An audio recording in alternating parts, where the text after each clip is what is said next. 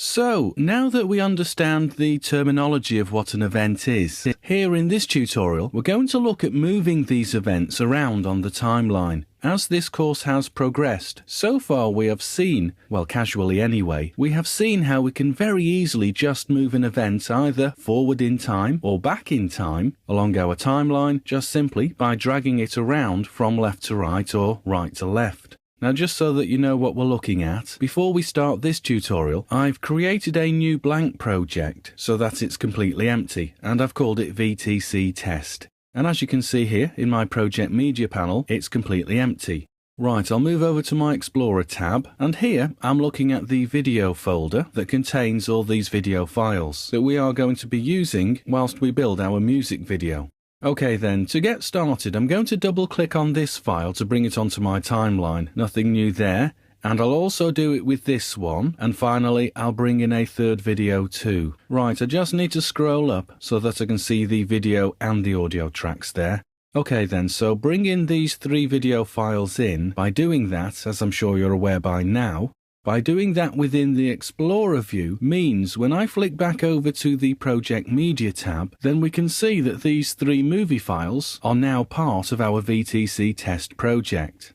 And if I open up the filtered bins here, I'll select by type and then open up the audio folder, then you can see that's empty. And if I open up the stills bin, well, we'll see that's empty too. But of course, if I open up the video bin, well, this references these 3 video files that I've now brought into this VTC test project. Right then, now in actual fact I'm going to delete them from the timeline, and as you can see, as I'm selecting and hitting delete on my keyboard, then they're not removed from the project media window, they've only been removed from our timeline. I'll just do a quick save. So that process is then we search for our files that we want to use in the Explorer tab, bring them into our project, and hence from there we see them within our project media panel. And it's up to us if we want to use them in their entirety or partially down on our timeline. Right, let me start moving events around on our timeline. First of all, I'll just left click on this movie file and drag and drop onto the timeline. And of course I can position it anywhere I want to, although at the start is just as good as anywhere. Okay, right, now then, to be able to simply move this event around on the timeline, as we've previously seen, left click on it and then just drag to a new position. Okay, I'll leave it there. Now I'm just going to enlarge my track list area. So by left clicking there and dragging up, I can see more of my track list. I'm going to use that empty space at the bottom in a second. Right, that's how we move an event on the timeline on its own track. But we can also move an event to a similar position, or indeed a different position, on the timeline, but on a different track. And just by left-clicking on this video file, and then dragging down into this grey area, this empty area below, notice as I do this you get those vertical constraining guides to line it up to the exact position relative to the audio component. Okay, so now this means our video event, not the audio, but just the video event has been moved.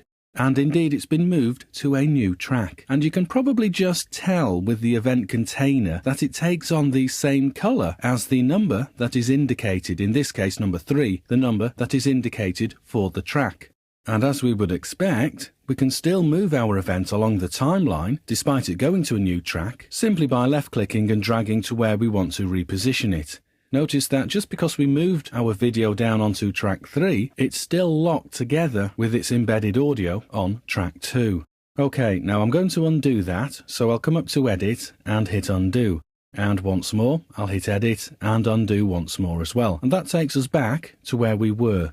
I'll just do a quick save. And so now you can see the event container for this video file now takes on the same colour as the colour that is stipulated by track 1, indicated by the number 1 box there. Okay, now I'll left click on the event and drag it right up against the beginning of our timeline.